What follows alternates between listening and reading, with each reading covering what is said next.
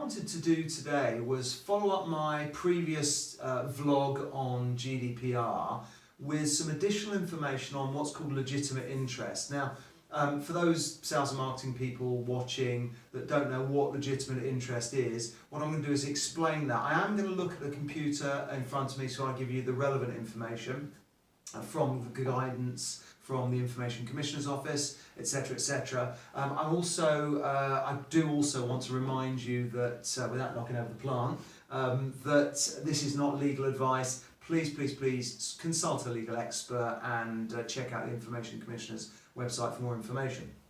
So, first of all, there's lots of confusion about GDPR still, lots of scaremongering still, and I wanted to clear up a few things because the latest guidance is out. Firstly, that you will need to have a lawful basis for processing people's data. Now, that of course is about individuals, it's you or I in a personal home context, but also in a business context. And you have to determine, as a data controller, that's the people that are marketing, that want to do business with you, you have to determine the lawful basis for processing. Now, there are 6 bases for processing. I'm going to just go through them for you. And by the way, what I will also do is I'll put some links in underneath this video so you can view the actual guidance to get real clarity for you, because I'm just going to give you a very quick whistle-stop tour. So, there are 6 bases. The first one naturally is consent. In other words, I say to you, yes, you can process my information and send me marketing stuff that might be relevant for me. Consent isn't the only basis though, and it's not always the best one for marketing people who want to do prospecting. Second one is part of a contract, a sale of goods, that kind of thing. Thirdly, you've got legal obligation, maybe it's HR data, you've got to keep that data for the purposes of legislation, under legislation for HR reasons.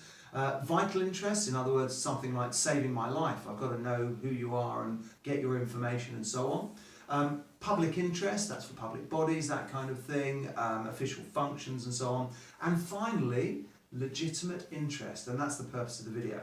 So, just to be clear, legitimate interest, and I'm going to read from the definition here, is the processing that is necessary for your legitimate interests or the legitimate interest of a third party, unless there's a good reason to protect the individual's personal data which overrides those legitimate interests. That's the guidance, okay?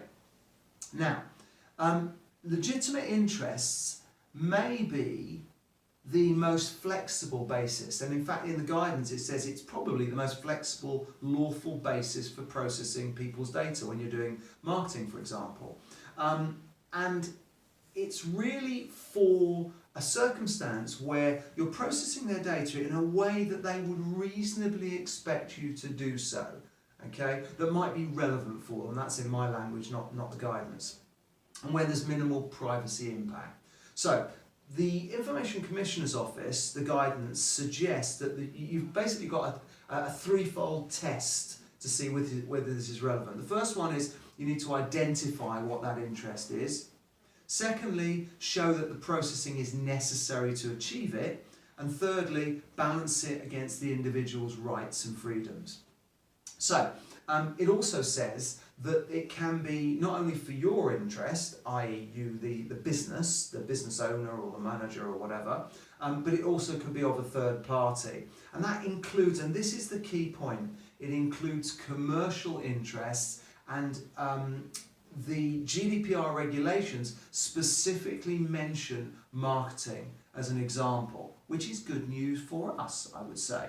Now, the other thing that I would say here is that we need to think about not just GDPR, but also another piece of legislation called the Privacy and Electronic Communications Regs. They're also being updated, and there is one bit that I just want to mention before I go, which is the processing of personal data for telephone marketing, telemarketing, which is what we do as a core business. The regulation, I'm going to read it, says you must not make marketing calls to any number listed on the telephone preference service or the corporate telephone preference service. So that means you have to screen your numbers every 28 days to make sure it's compliant, that you're not calling people who've opted out of cold calling, okay? Of course, if they've consented to you calling them in the past, maybe you've met them or they've filled out a form, that's absolutely fine, that overrides that. And the second thing is, it also very clearly says you can also make live calls to any business number that is not registered on TPS or CTPS, but only if they haven't objected to your calls in the past. In other words, we're still in an opt-out regime.